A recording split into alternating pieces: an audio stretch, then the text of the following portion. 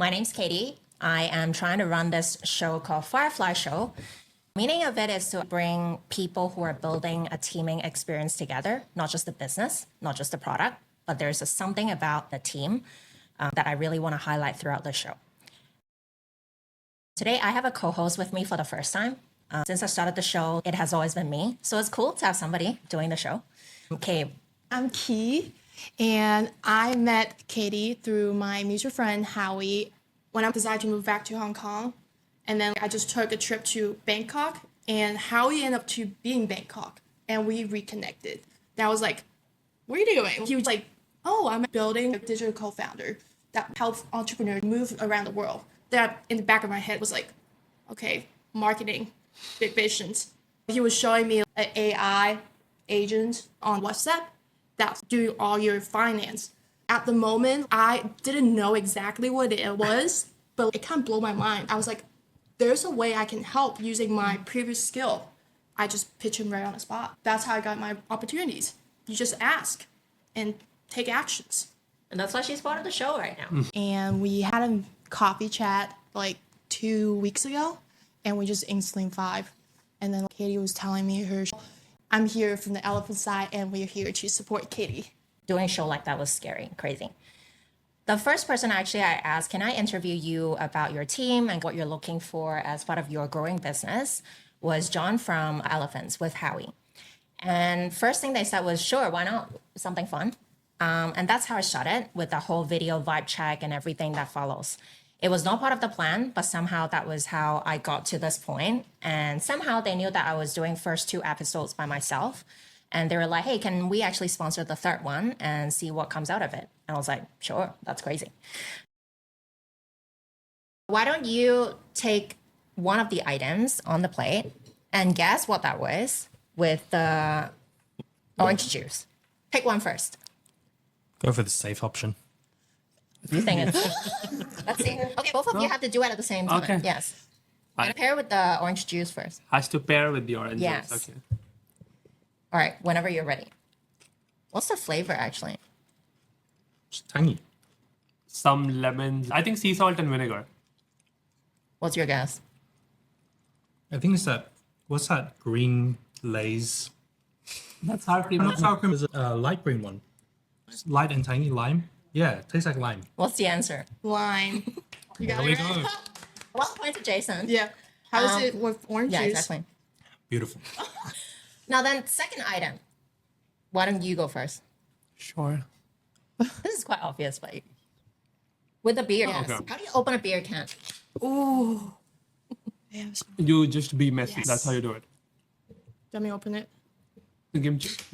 See? Single-handedly. Expert. I am Australian. No, You're it's letting just down my beer. countrymen. You know what? Do I have to guess what this is? No, you have to give the verdict of it, like with a parent. With beer? Yeah. Feels like I'm at Korean barbecue. So We have one more item. looks the more sketchy. That's why that's the last. Yes. So if you could take the toast with the questionable item on top, and you can pair with whichever one you wanted to, just to down it. Just to down it. Hey, it might Very be really ominous. good. Yeah. How is it? Can you guess what that was? Yeah. No idea. I think you need tasting class. Anyone from the audience? Can you guess from the shape and the color of it? Sorry? Nope. No. Anything else? It's savory, so it's not sweet. Everyone picked beer. Well, I will because it was bread, so has to be. Yes. For mine, it's actually pumpkin paste from the supermarket. Ooh. It's definitely not uni. It's Well, not they, as they expensive. could have done better with the pumpkin taste. Because I could barely taste any pumpkin here. Then that's a bit about knowing their personality, knowing the real side of them and their questionable kind of side, about things that they should know that they didn't. How did you start with this beer thing? Tell us a bit more. I was born and raised in India, and growing up in an Indian family, the one value we're raised with is not waste food. That food waste is a sin. We should not do it. And then I moved to Hong Kong for university. Within the first month, the one observation was that this place can waste food, right? Yeah. And a lot of food. So statistically, it's a population of 7.5 million people. and it wastes 3,600 tons of food daily. And around 45% of that is bread. So I would see my peers in university eating 3 bites and leaving the rest of the food. Same for bakeries on campus. So it was a philosophical problem which I was battling with. The idea came to us in LKF, which is Lang Kwai Fong. Where the best ideas come from. Exactly. So we were there in 2019 celebrating the end of our midterm exams, and I was just freshly 18. So I happened to just ask a bartender because he was drinking something which looked like beer but was not beer. And I asked him, "What are you drinking?" And he said he's drinking an 18th century old drink, very popular in China, called kvass. Kvass. It initially made for the pharaohs of Egypt, then moved to Russia, then moved to China. And kvass is basically alcohol made by fermenting bread. And we were like, that's the eureka, that's the aha. My family background has always been in sustainability. My family in India has been in the recycling business for 3 decades. So that was something which came naturally to me. I found a solution, but I was a marketing student. My co-founder was an electrical engineering student. We had no idea what fructose or sucrose meant. So it meant 1 year of sheer R&D, like bursting our dorm rooms, like Amazon home brewing kits, did everything to basically learn how to make beer, and then launched the brand in 2020. And it's going to be 5 years next month. Wow. And with the name, how did the brand name came about? Bread plus beer.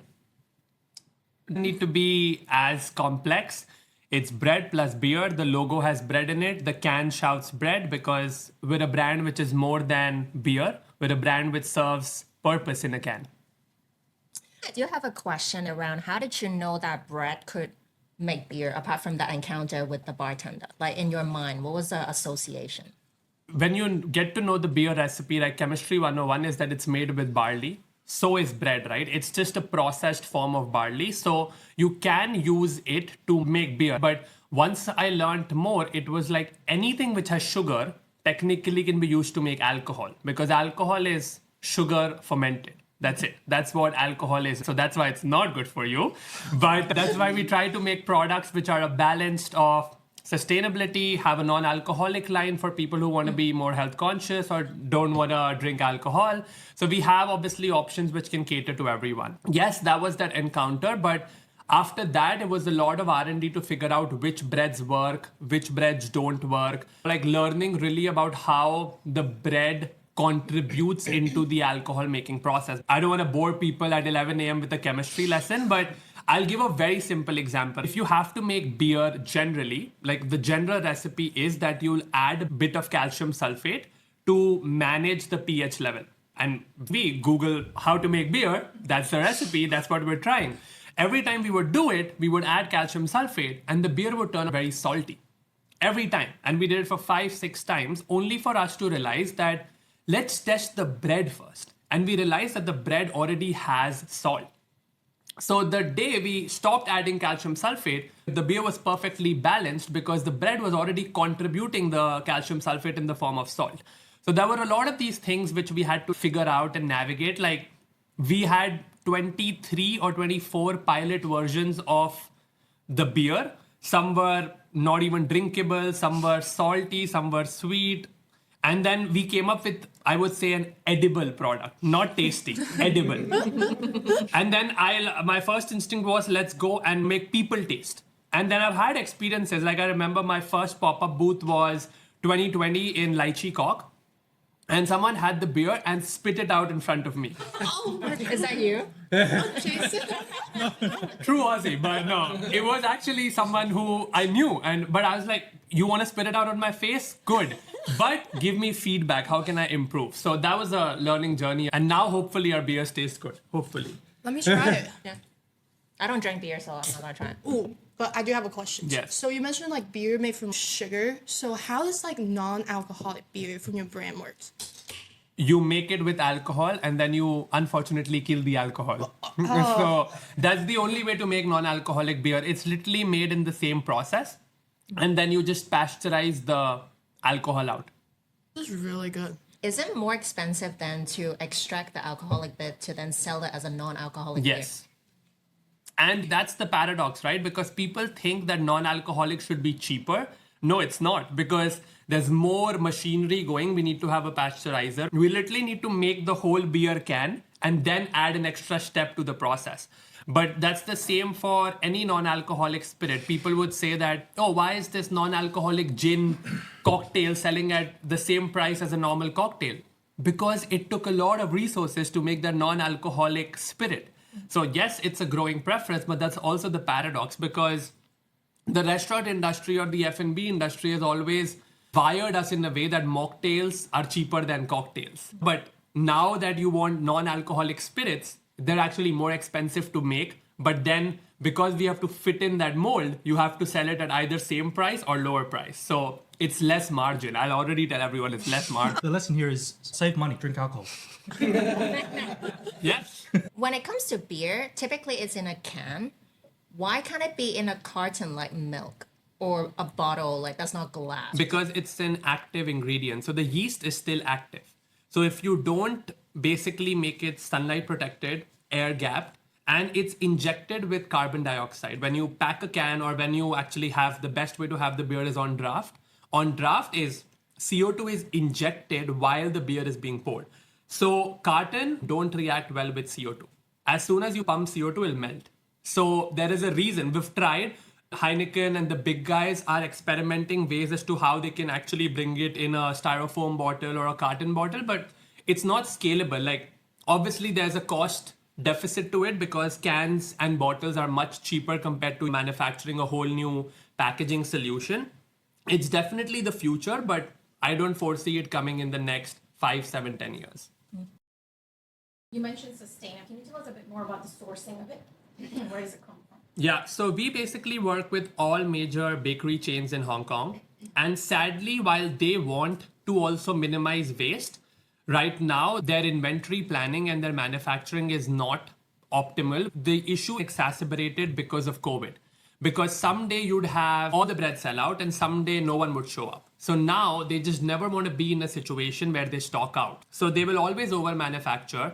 And that's why we work with a lot of these big bakery chains. Our biggest partner is obviously the Maxim's group. So Maxim's Cakes and their bread. And the big aspect is that people ask us, why do they give you their bread for free? It's technically not free because we replace a cost for them. Right now, if their bread was being wasted, they have to pay the right disposable parties to actually dispose the bread in a safe manner. So there's actually expense that they had to make, which we replace. So we save costs for them, which is in a way us paying them for the bread. But it's a win-win because it's a partnership which we strike for them. For example, Maxim's has over 400 bakery locations in Hong Kong. We can't obviously manually go to each location to collect the bread. Initially, we did it. When we were in university, we had a program called the Breer Runner program, where we would actually work with university students, similar to what Feeding Hong Kong and Breadline does, where you have these bread runs. So we would do that in university, but we realized very soon that this is not scalable.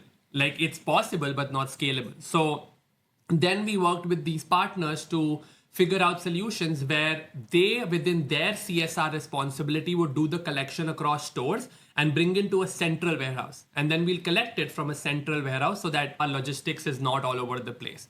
In a nutshell, we work with all major bakery chains.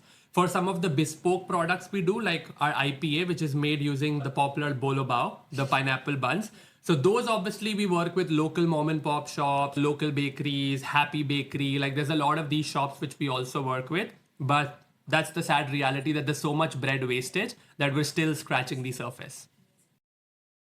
And interestingly, at which point of this beer making and brewing journey did you actually meet Naman?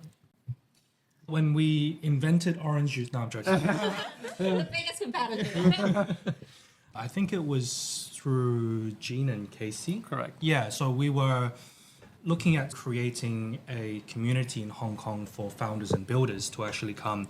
It's supposed to be an environment where you don't just talk about how well you're doing and all the milestones you've hit, but actually to be honest and vulnerable to say, this is our journey, this is what we struggled with, these are our learnings, this is where we need help. So that was the original concept behind WYB, or What You're Building. So we were catching up over lunch. I shared with him this concept I had of this venture studio that I wanted to build. At the time, we didn't have a name. also shared with me this quote that really stuck with me. When life gives you lemons, make orange juice and leave the world wondering how you did it. That really embodies the entrepreneurial spirit. It's taking what life gives you and making something of it. Most of the best entrepreneurs, when they have created a product, a solution, the majority of the ones that are successful are not trying to make money. They're not trying to build something that's commercially scalable.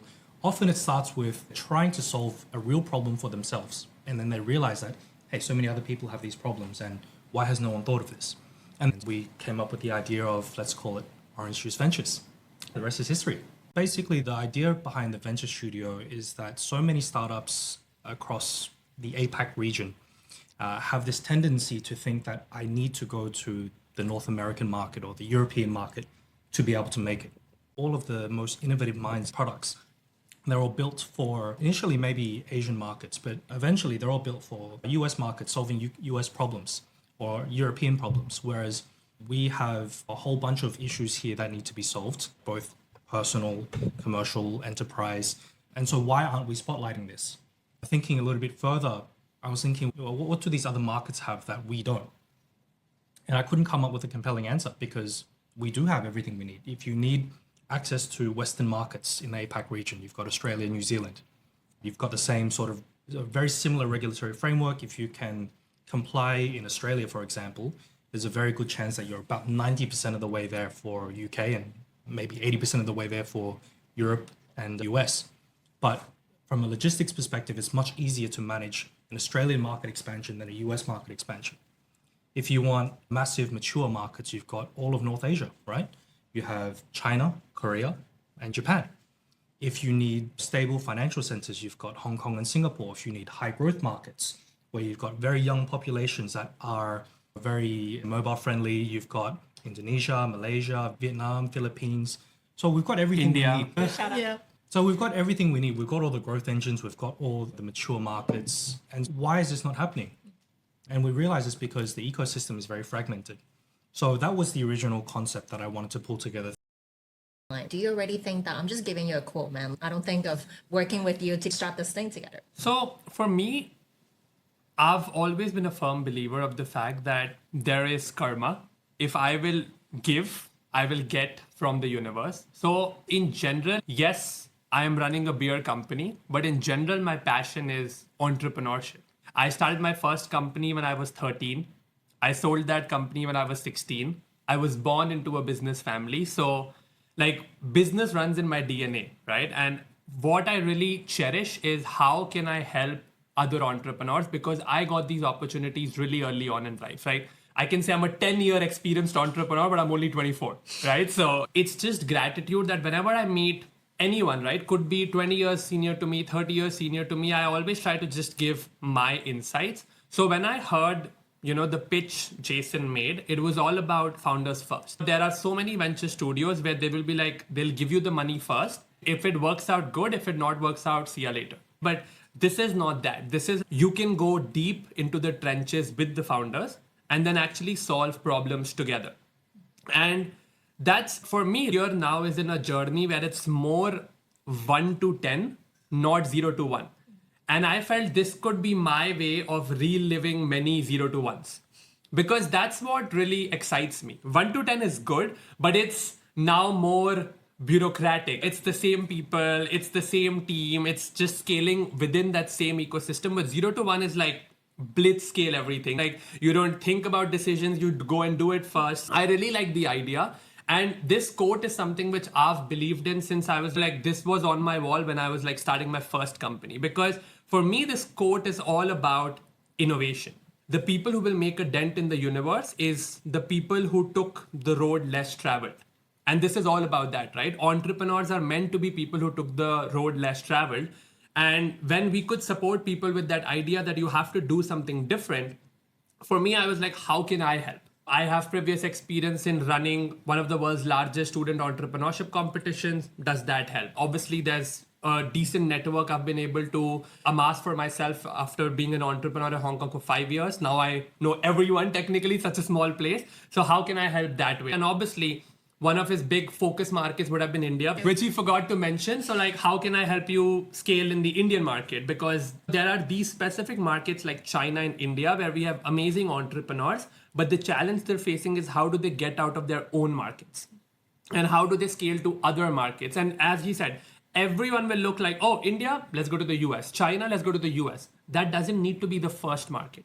You can look at many other markets which are a more strategic fit for your brand compared to just following the norm. So those really struck a chord. And I was like, let's do something together. For me, everything is about collaboration, right? Maybe I don't become a co-founder, but I can help in some capacity. Sure, let's do it. So it's just coming from a mindset of how can I help forward, and then how will the universe help me in that way. The head of beverage.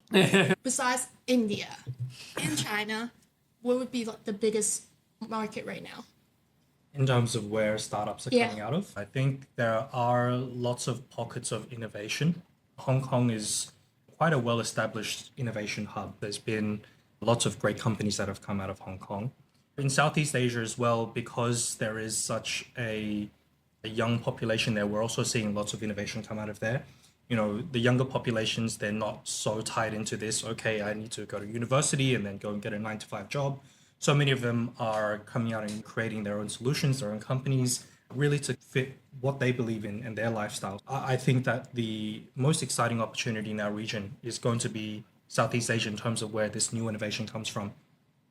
And I think just to add to this, we need to understand that the US became US because at one point, obviously, it had the population and it had the people. So now there are specific markets in Southeast Asia which are competing with US on a population size. Like I meet so many entrepreneurs from Indonesia or Vietnam. They have markets as big as the US in terms of like size. So obviously not by commercial value, but by population value. But that also means that there are so many problems to solve. Like I was speaking to one of the entrepreneurs who actually left a very cushy job in Hong Kong to go and start a logistics company in Indonesia. And I'm like, what was the insight? Why did you go to Indonesia? Why not a more developed market? Naman, there was no logistics centralized company in Indonesia until I went there. So these are untapped markets. And these are markets where disposable income is growing, where purchasing power is growing, and where aspiration is growing. There's everything, a lot of it is decentralized, a lot of these unorganized vendors in places. How do you bring them together? How do you bring that service together? So I think a lot of these markets have so much opportunity just because of the unorganized nature of these markets and the sheer size of the market. So to add on to that, what's your take on like UAE, Dubai? I think my view on Dubai is they are consciously promoting specific sectors. Like they're very big on fintech. They're very big on the digital asset space, and they're making rules and regulations in a way that they can attract that specific talent to come, like zero income tax and a lot of these trade favorable policies. Similarly, what GCC as a region is doing, like Saudi, Doha, Qatar, is making specific investments. Like we all see Saudi making such a big investment in sports because they know that their population will eventually grow into understanding these sports and wanting to do things across these sporting realms. So I think consciously that entire market has excess capital. It's still hard to navigate because I would say like decision making is very not transparent. You don't know who to go to. One day a decision can be passed and your entire company can be wiped out. So there's less stability from a decision making perspective, but they're consciously focusing on specific sectors and thus attracting talent from those specific sectors. So just to add to that, I think there's a massive focus in that entire region on diversification away from oil as their primary source of income. At the moment, what we're seeing is a lot of policy by term sheet, right? Trying to drive and attract key players from those key industries that they're looking to focus on. And so by virtue of that, I think they're already a massive powerhouse, but that is only going to continue to grow, and the influence on these key industries on regional and global markets is only going to increase as a result of that. But the most obvious, I guess, consideration here is that the massive amount of capital in those markets, how can we redirect those capital sources into this region to help drive innovation in a way that is also conducive to them? How can we help them shape an offshore innovation hub for future issues that they're trying to solve in that region? I'll give an example, right? Like through my family office, we just invested in a company in India, which is building autonomous cargo planes, and they can be in air and in water. And because of one of my connections, we were able to connect them to the city of Neom, which Saudi Arabia is building, probably the most futuristic project in the world. Now, if you think about it, that spirit that company is going to build in India, everything's going to be in India, but they're going to probably solve a problem first for Saudi Arabia, because India is not going to be ready for these products in the next 7-10 years, because we don't have the policy, the approvals, we don't have the government vision to be able to make that happen. But Saudi, they got all their approvals cleared in less than a week because they understand the need. Like they need those autonomous planes for cargo delivery within that big city. So there are so many needs which they are creating for themselves. And it's Hong Kong, Singapore, India, Indonesia, Vietnam, the entrepreneurs from these cities who will actually fulfill those needs and then eventually create a ecosystem. Nice. To tone it down a little bit, like when was the last time both of you had a disagreement or that's not going to work, dude? Actually, I've never had a disagreement with Jason, but the other two partners in Orange Juice Ventures, one of them is Colin. Colin and I have a decent age gap. And that age gap contributes to how we approach things and how he's traditionally used to doing business compared to how I am used to doing business.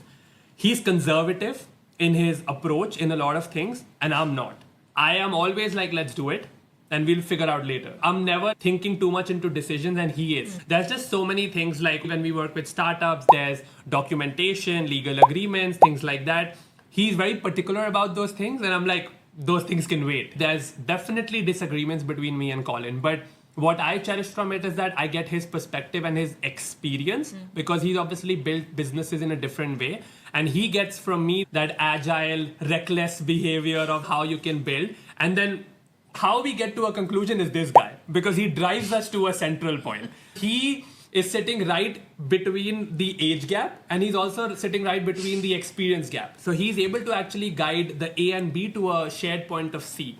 So that's really important. I don't think we've had any major disagreements. When you work with someone and you're both passionate, you're always going to have disagreements. But thankfully for us, there's been nothing really major.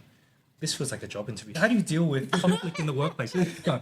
Look, I think at the end of the day, whether it's a business relationship, a colleague, or a personal relationship, it comes down to communication and transparency. Make sure that they understand that they are heard, that you are taking their perspectives into consideration, and then offering your counterpoint. I think the reason why I wanted to work with Naman is because I value his experience and his perspectives. It would be silly of me just to disregard them whenever he says something that I disagree with. So I always think to myself, okay, why did he say that? What am I missing here? How can I use that to reframe my thinking and our discussions? To look at the outside, oh, there's so many disagreements between me and Colin, it won't work out. But you always need to have a way. Like you can say, oh, it's 4 people, 3 out of 1, the majority wins. That's the most bullshit way of making decisions. That's never how it should be done. It's what is right for the company. And if one person is right and 3 are wrong, you got to follow the first person. So it's a very shared approach towards a lot of these decisions. There's age gap, there's cultural gap, there's experience gap. So there's always going to be differences. With my friends, there will be other kinds of differences that, hey, I want to sleep 8 hours. Hey, I want to go and party. I want to go to LK. But I'm like, no, we're going to work. I don't face that with Colin because he doesn't want to go out and party. You never know. We'll see. But yeah, I don't need to ask him, can you wake up at 6 a.m. because he can definitely wake up before me. If disagreement happens, let's grab an OJ. Exactly. Where both people are super experienced in what they do, they have that gaps. What's your take? How are you processing all of that? I think for me, the most important thing I try to look for is what is the source of this disagreement? So trying to understand what are they really arguing about or what are they really disagreeing about? And how does that relate to the end goal or the actual point that we're trying to have? I'm all for having arguments and discussions, but it has to be productive, right? It has to go towards solving the actual problem. If we're talking about A and we start arguing about B and they're completely unrelated, then there's no point in continuing that conversation. And I'm not perfect. I get sucked into it all the time. But where I can, I try to make a conscious effort to redirect the conversation. And then if we are arguing about topic A and it is relevant, then how do I Not necessarily find the middle ground, because sometimes the middle ground is Not pointless. middle. But yeah, how do we reframe that with the actual context? How do we take parts of what Naman is saying, what Lee is saying, or what Colin is saying, and then how do we use those parts to take things forward? Such a dad response. I know you're the peacemaker between Colin and Naman. What about you and your companies? The dynamic is very different because obviously me and my co-founder, we met in university and we were friends first before we became co-founders.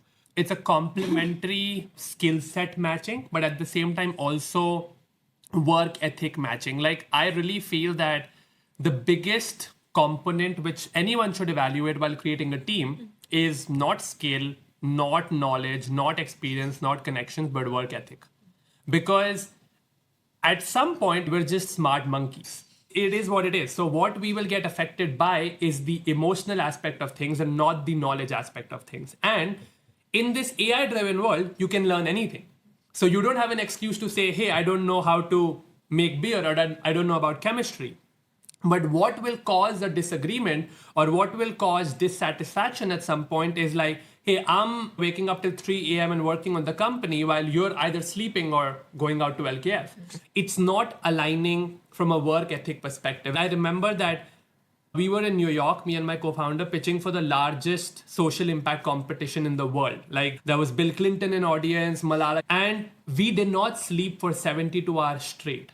We practiced our pitch over 1,000 times, every word, every question answer, everything, right? Could I expect that from any other person? Probably not. But it was such a conscious choice because I know if someone would do it, it's this person. So I think it really boils down to work ethic. For us, we really trust each other in decision making. Like we really don't cross check with each other for decisions unless there's a decent amount of money on the line, right? Otherwise, we don't cross check with each other for decisions because we just trust each other. There has to be this reliance on work ethic that I know this person will get it done. I am someone who's let's launch in this market, let's do this, let's do that. And she's usually the one that calm down, we can take it slowly. But you always need that combination. If both of you are calm, the company will never scale. So you need to have someone who's let's go do, and then someone else who can guide that. But you need that combination for you to scale. Following up on that, what is a challenge on your team right now that you're hoping for somebody to have a suggestion for you or something to bring along to your team? I think one challenge, which is the sad reality, is still age. Because we still work in an industry where the average age is like 35. Since we started, we've bridged that gap to some extent. F&B in general, beer specifically, is very tight-knit. Everyone knows everyone knows their families. And for the longest, we were seen as like outsiders. We were seen as two kids trying to boost their CV, have a company on their resume, and that's about it. And as a result, we were never received very positively in the industry. We were always treated as outsiders, given the outsider treatment, and that was about it. Now, obviously, with actions, with our sales, with our traction, we've proved that we're not here to mess around, we're here to stay. The biggest challenge is I still go to a boardroom meeting, I still go to a hotel meeting, and it's the age. People still don't take you seriously. Is the answer hiring someone who's senior and making that person the face so that the company can scale? Probably. We'll have to take that decision at some point in the company's journey because I think obviously that's what we're trying to solve with OJV as well. That age and your ethnicity should not be a blocker in you scaling a business. Right now, people still look down upon me that, oh, you're just 24. Where's your boss? I'm like, I am the founder. It always happens. I still feel that we potentially, just for a company visibility perspective, might have to take that decision sooner or later where we have a mature face so that people can bank on that face. Audience, if you're listening to this, If you worked at Carlsberg or Heineken before, hit me up. in terms of OJV, is there anything that you feel like, oh, you wish someone could take this away as a problem? Yeah, grow the company for me, please. Make me more money. That's easy. Make me more money, I like. No, look, there's a million and one problems that are still waiting for us all to solve. But is there something that I would want someone to take away from me? Not at this point in time. I've been an entrepreneur now for about 10 years. I think the most difficult thing for me was learning to let go and learning to actually delegate. So that's something that I'm continually working with. But I think one thing I want to say is very similar to Naman's point about age, how a lot of people have seen that as a disadvantage in a business sense. That's something that resonates very close to my heart for me because I was fortunate enough that I was able to begin my professional career at 18. I applied for a job at HSBC, and to my surprise, I actually got the job. It was an entry level job. I was just a teller and I was in uni, didn't know what I wanted to do, didn't even know what a check was. But I was very lucky that I was able to meet a very passionate bunch of bankers and who showed me that bankers aren't all greedy and money grabbing people. Passion and banking together. Yes. Interesting. And that there are people out there in the banking industry that genuinely do want to help and want to use their experience and knowledge to help people navigate the financial sector. So that's how I got into it. But I was 18, 19, and at every step of my career with HSBC and through the other banks that I worked for as well, I was always seen as the kid. There were advantages and disadvantages. The biggest advantages were that all of my colleagues never saw me as a threat. In fact, they would all try and give me a leg up, help me out, saw me as their little brother, and that was really nice. And so it gave me the opportunity to learn and experience things far beyond my age and to be able to learn from other people's mistakes and avoid making them myself. But when it came to sitting down across from a client who's a senior executive or a CEO at a Fortune 500 company, and they're looking at me going, when's your boss coming? And especially where my associate was 20 years my senior. And they would all sit there, direct all the questions to him, and I'm answering all the questions. That's something that I now try and promote. I try to make a conscious decision to overcome my bias of looking at CVs, experience, but actually to look at skills and more importantly, drive and vision. Does this person see the same problems that I do, right? Are they as passionate about it as me? But most importantly, do they see a different way of doing things? There's no point in hiring someone who is basically another me because we're never going to argue, we're never going to do things differently, and we'll never really make a difference if we're just bouncing the same ideas between each other. So I think that's where I do try to make that conscious effort. And coming back to your question, sometimes things that I end up shifting off my plate to them are things that I didn't realize were a problem until I brought this person in or started working with them and started seeing things differently. And for me, I can't speak for my other partners, but definitely for me, Naman is that person for me. Startup environment with the uncertainty, a lot of problems coming onto you. What is that one skill that you see has been useful? I think what I've realized is particularly being Australian Chinese, growing up in Australia where the education system is very much centered around critical thinking. We're not going to give you the answer. Try and figure it out for yourself. Go and make mistakes. Of course, it's still formal education, but it's a bit of a stark difference in comparing to a lot of the education systems I see in Asia, where it's all about conformity and test taking, rote learning. And so I think that critical thinking, creative problem solving skill is becoming more difficult to find, right? You're having people that are coming out 24 years old, MBAs, and have all these wonderful educational backgrounds. But more critically, no actual life experience. Go outside, kick a ball, make mistakes, get into a fight. These things all teach you critical life lessons. And then being able to translate that to a business environment where you start to think, for example, okay, I'm trying to negotiate a deal with someone, I'm going through my sales deck, and that's not working. A lot of people would just give up, right? It's then thinking, okay, what does this person actually want? What does this person actually care about? And how can I go around my existing processes to get them what they want in order to get what I want? So it's a very simple way of creative problem solving, but you'd be surprised that this kind of thought process is quite rare in many workplaces, in startups and corporates. Now your take. I think what he said, it's the same thread. Obviously, we have glorified terms like creative problem solving or creative thinking or design thinking. But in the end, I see every conversation as a negotiation. Could be with your parents, could be with your partner, could be with your external stakeholders. And I feel if someone doesn't know how to get shit done by conversation, then we won't align well. Because for me, everything in this company is about how can we get things done. And this is a very outward facing company, B2B2C sale model, corporate model, getting bread, everything is conversation.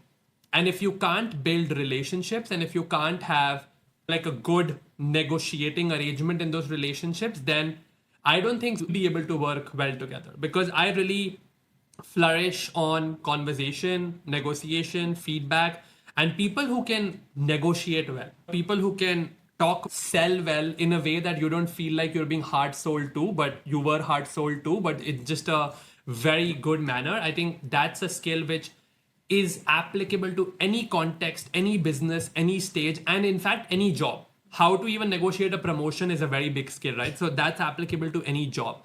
And the second one is just adaptability, because the stage we're running OJV, it's that stage where things will go wrong every day. And it's only a testament when you see that how do they react under pressure, because that for me is the biggest trait I would look for. How do you react under pressure? How do you solve for problems under pressure? That I think is very important. How can you quickly switch your mind and be like, let's solve it in the other way? I think it's also the resilience that if it's gone wrong, it's okay. We're allowed to cry for 90 seconds. Let's get back to work after that. It's how you can build relationships, negotiate, and then how do you manage situations. Right now, as we're closing the show, we also want to encourage the audience here. You can check in on each other. What are you doing lately? Is there anything that I can help with? And also check in with both of them and grab the beer. You never know what might land you next. But thank you so much for coming, and thanks for watching. Hopefully we'll have more guests like this to talk about their weird teaming experience. Exactly. Thank you.